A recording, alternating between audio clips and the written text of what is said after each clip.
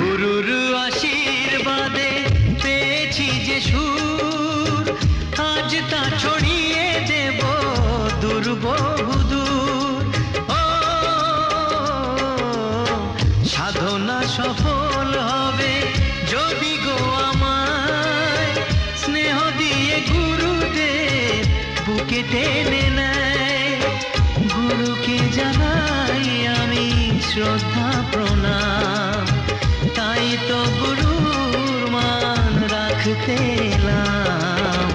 গানই আমার পূজা, গানে পরিচয়, তাই তো জীবন মোর শুধু গীতিময়।